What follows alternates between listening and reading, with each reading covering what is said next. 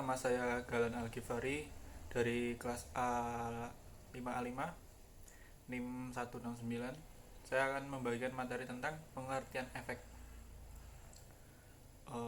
Efek adalah surat-surat berharga yang menjadi instrumen dalam kegiatan jual beli di pasar modal. Nah, apa itu dengan efek? Efek adalah surat berharga, yaitu surat pengakuan utang, surat berharga komersial, saham, obligasi, tanda bukti utang, unit, penyertaan, kontrak, investasi kolektif, kontrak berjangka atas efek, dan setiap derivatif dari efek. Nah, yang kedua adalah mekanisme bursa perdagangan efek. Di sini ada 4 tahapan perdagangan efek di bursa. Yang pertama, pemrosesan order. Nah, yang kedua ada pembukaan rekening, efek, dan order. Yang ketiga ada tahapan pelaksanaan operasi. Dan yang terakhir ada clearing, penjamin, dan penyelesaian transaksi. Nah, tadi disebutkan ada 4 tahapan. Nah, yang pertama tadi pembukaan order dari rekening dan penyampaian order. Di sini ada 2 bagian. Yang pertama ada rekening. Nasabah di sini membuka rekening terlebih dahulu.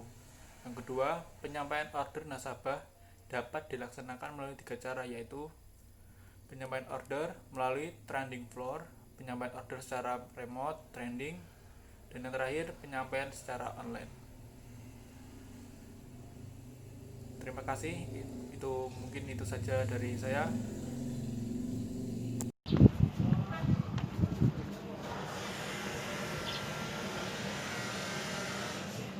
Salam dan bahagia. Perkenalkan, saya Kris Aji Pangestu, NIM terakhir 171. Selanjutnya ada tahap pelaksanaan transaksi. Bagaimana transaksi efek di bursa terjadi?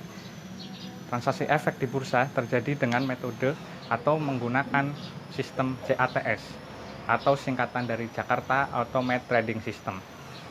Dan versi terbarunya adalah JATS Next Generation. Apa perbedaannya? Perbedaannya adalah JATS Next Generation ini jauh lebih cepat dalam melakukan transaksi dibandingkan dengan JATS yang versi lama. Kemudian siapa yang bisa melakukan transaksi efek di bursa efek? Tentu saja adalah para perusahaan efek yang telah menjadi anggota efek bursa atau yang telah terdaftar di Bursa Efek Indonesia. Selanjutnya ada tahap clearing. Apa yang disebut clearing? Clearing adalah suatu aktivitas dari awal terjadinya kesepakatan sampai selesainya kesepakatan. Pada umumnya, clearing di Indonesia melibatkan lembaga keuangan yang kuat fundamental permodalannya, yaitu dilakukan oleh mitra pembimbing sentral atau MPS yang bertugas menjamin dan melaksanakan clearing di Indonesia adalah PT KPEI atau PT Clearing Penjamin Efek Indonesia. Selanjutnya ada mekanisme perdagangan efek di luar bursa.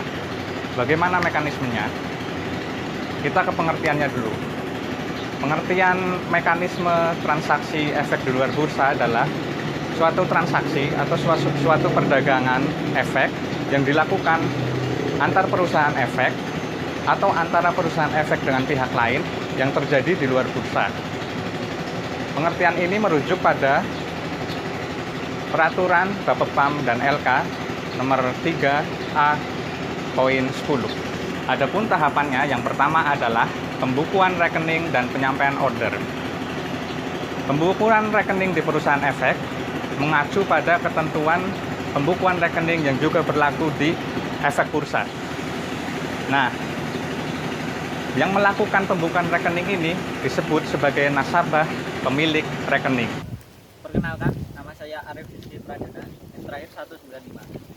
Selanjutnya adalah tahap pelaksanaan transaksi dan perikatan.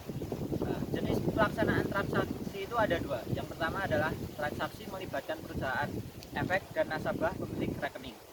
Yang kedua, transaksi bisa dilakukan dengan tidak melibatkan perusahaan efek dan nasabah pemilik rekening efek. Ya, tahap penyerahan transaksi dan penyerahan efek. Yang pertama, transaksi itu bisa melibatkan perusahaan efek dan nasabah pemilik rekening. Atau yang kedua, transaksi bisa dilakukan tanpa melibatkan keduanya atau tanpa melibatkan perusahaan efek dan nasabah pemilik rekening. Ada jenis-jenis mekanisme dalam transaksi efek. Yang pertama, transaksi margin. Transaksi margin itu adalah transaksi pembelian efek untuk kepentingan nasabah yang dibiayai oleh perusahaan efek. Yang kedua, transaksi short selling. Nah, transaksi ini adalah transaksi yang transaksi penjualan efek yang dimiliki oleh penjual pada saat transaksi dilaksanakan. Ada hal-hal yang dibatasi dalam ketentuan short selling. Yang pertama, harga penawaran jual yang dimasukkan dalam sistem perdagangan bursa efek harus di atas harga yang terjadi terakhir di bursa efek. Yang kedua, perusahaan efek wajib memberi tanda short pada saat pelaksanaan order jual pada sistem perdagangan efek. Sekian dari saya, terima kasih. Perkenalkan, nama saya Zadra Afifah Nurzaini, NIM 202. Saya akan melanjutkan materi tentang jenis-jenis mekanisme transaksi efek. Yang kedua, ada transaksi short selling. Transaksi short selling ini merupakan transaksi penjualan efek yang dimiliki oleh penjual pada saat transaksi dilaksanakan. Transaksi short selling ini dibatasi oleh dua ketentuan. Yang pertama, harga penawaran jual yang dimasukkan dalam sistem perdagangan bursa efek harus di atas harga yang terjadi terakhir di bursa efek. Yang kedua, perusahaan efek wajib memberi tanda short pada saat pelaksanaan order jual pada sistem perdagangan efek. Yang ketiga yaitu ada transaksi pinjam-meminjam efek. Transaksi pinjam-meminjam efek ini merupakan suatu kegiatan yang dapat dilaksanakan dalam rangkaian transaksi bursa, di mana pinjam-meminjam efek ini dapat terjadi jika anggota bursa efek tidak memiliki efek yang mencukupi untuk menyelesaikan kewajibannya yang timbul akibat jual beli efek yang dilakukan di bursa efek. Kemudian, jenis transaksi yang terakhir yaitu transaksi repurchase atau repo. Transaksi repo ini merupakan transaksi pinjam-meminjam dana yang dilakukan oleh para pihak dengan jaminan efek tertentu. Repo ini dapat dilakukan melalui peminjam uang dengan jaminan efek tanpa perpindahan kepemilikan efek yang dilaporkan. Sekian yang dapat kelompok kami sampaikan. Apabila ada banyak kesalahan, kami mohon maaf. Wassalamualaikum warahmatullahi wabarakatuh.